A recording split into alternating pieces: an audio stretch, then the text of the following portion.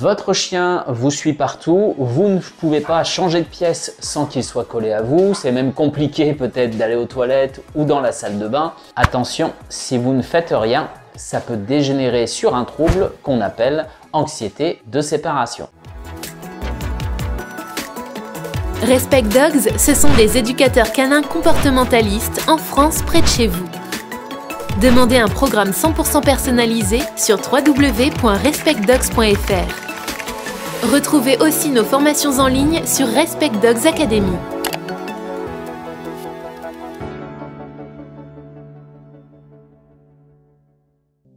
Le chien est un animal social. Le comportement donc de vouloir être proche de son groupe social, proche de nous, est normal. Maintenant, il faut arriver à faire la différence entre un comportement d'attachement qui va être sain, c'est aussi pour ça qu'on aime le chien, et celui qui risque de déboucher sur de l'anxiété de séparation. Les premiers signes qui doivent vous alerter, c'est la difficulté émotionnelle qu'a votre chien de rester dans une pièce différente que vous, ou de rester à distance de vous. Si vous avez par exemple un chien qui a du mal à ne pas accéder à vous pendant que vous êtes aux toilettes, que vous entendez gratter à la porte ou chouiner derrière celle-ci, ou bien que tout simplement d'aller dehors sans vous est compliqué, attention, s'il n'y a pas encore des symptômes d'anxiété pendant vos absences, ça risque de venir. Si d'un autre côté, votre chien vous suit facilement partout, mais que quand il ne peut pas accéder à vous, il va se poser tout simplement et puis s'occuper autrement, ou alors s'endormir, attendre, et c'est que manifestement, il gère bien la frustration de ne pas pouvoir vous rejoindre à ce moment-là. Et puis s'il peut être avec vous, c'est cool, il apprécie, mais si c'est pas possible, c'est pas un drame non plus. Il convient donc, si c'est pas le cas, d'apprendre à votre chien à gérer la solitude, à la gérer émotionnellement.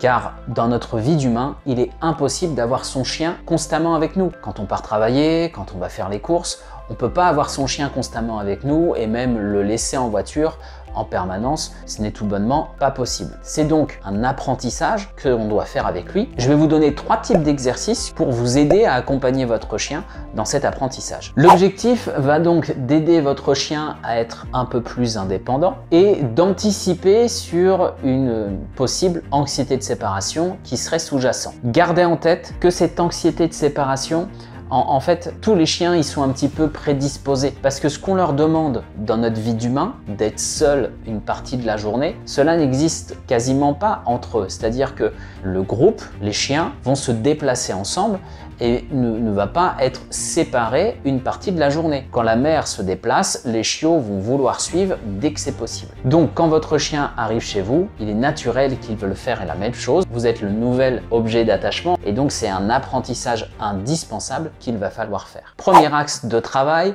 c'est d'apprendre à votre chien que d'être sans vous, c'est cool. Si vous avez des enfants, c'est quelque chose que vous avez certainement déjà fait avec ceci. Et il arrive qu'on puisse mettre un dessin animé aux enfants qu'ils vont aimer particulièrement parce que pendant un moment donné, on reçoit quelqu'un avec qui on doit avoir une conversation importante et qu'on ne sera pas disponible, ou alors on a une activité qui va demander de la concentration et qui fera qu'on ne pourra pas s'occuper des enfants à ce moment-là. On cherche en fait quand on fait ça à compenser notre absence entre guillemets, notre manque de disponibilité par quelque chose que l'autre aime bien, que ce soit par de la télé, par du coloriage, par une activité qu'ils vont aimer particulièrement. Si c'est une activité banale, elle va pas compenser grand chose. C'est exactement le même mécanisme qu'il faut mettre en place avec votre chien. Les jeux d'occupation, type jeux fourrés qui vont pouvoir l'occuper pendant que vous n'êtes pas disponible parce qu'il va essayer de récupérer les friandises dedans. Tapis de léchage, les jouets de mastication aussi,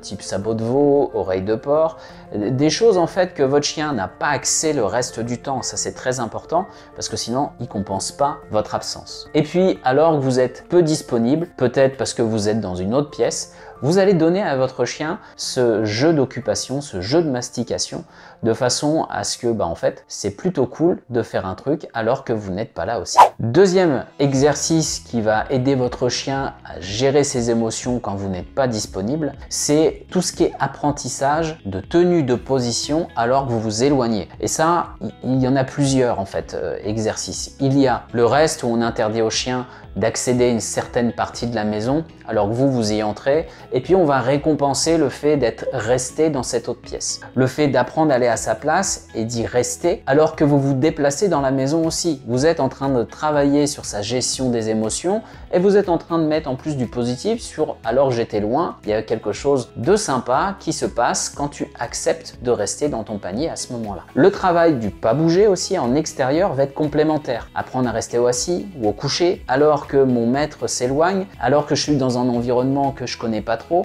Il va falloir y aller progressivement, mais encore une fois, on travaille sur cette gestion des émotions, cette gestion de la solitude et de l'éloignement. Voilà des exercices pratiques à mettre en place qui vont vous aider et aider votre chien à gérer ses émotions. Troisième axe de travail très important sur lequel on insiste quand des chiens font l'anxiété de séparation, c'est la réponse aux demandes d'attention. Bien souvent, les chiens souffrant d'anxiété de séparation sont très demandeurs d'attention. Répondre à une demande d'attention, c'est accorder un contact physique, accorder un regard, accorder une parole au chien. Comprenez donc que si votre chien est très demandeur d'attention alors qu'en fait on est à 50 cm l'un de l'autre, mais qu'en plus il faut que vous soyez en train de le toucher pour qu'il le vive bien, il est évidemment que quand vous commencez à vous éloigner davantage, c'est encore plus difficile. Donc commencez à travailler sur le fait que même si vos chiens apprécient la proximité, ce qui est normal, on n'est pas obligé non plus d'être collé, de se toucher en permanence. Pour ça, il faut que vous arrêtiez de nourrir cela, il faut que vous arrêtiez de nourrir cette dépendance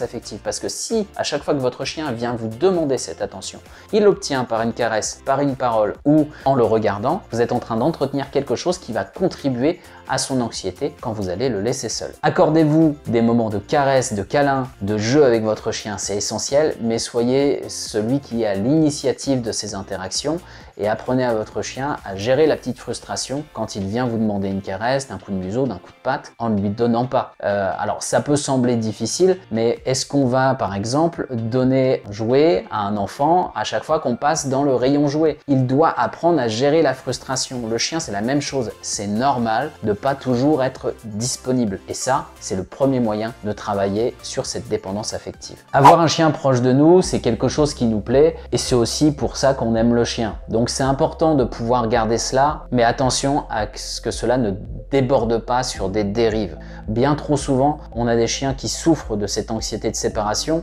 La plupart des symptômes connus, c'est les destructions pendant l'absence, la malpropreté, les vocalises, même parfois de l'automutilation, mais il faut savoir qu'on a des chiens qui souffrent d'anxiété de séparation et qui ne le manifestent pas par de tels symptômes. C'est pas pour autant qu'ils sont bien, ce sont des chiens qui pendant l'absence vont être assez agités, faire les 400 pas entre la porte d'accès à l'extérieur et les endroits où vous vous installez. Vous avez un chien qui en fait est stressé et qui vit très mal le fait de rester tout seul. Ayez vraiment à cœur, dès le début que vous avez votre chien, de lui apprendre la solitude pour non seulement préserver votre environnement, mais avant tout pour son bien-être à lui. Je vous ai donné plusieurs pistes de travail dans cette vidéo, mais l'anxiété de séparation est quelque chose qui est compliqué à régler et qui demande bien souvent un coaching individuel par un professionnel. Si vous souhaitez travailler sur cette problématique ou même anticiper parce que vous venez d'accueillir un chien pour qu'il ne développe pas de l'anxiété de séparation, n'hésitez pas à faire appel à l'un des membres de mon équipe. Nous sommes présents dans plein de régions de France. Il vous suffit d'aller sur notre site et de cliquer sur « Demander une évaluation ». J'espère que vous avez appris des choses dans cette vidéo. Si c'est le cas, n'hésitez pas à me le dire en commentaire, à la liker, à la partager et je vous dis à bientôt pour une autre vidéo.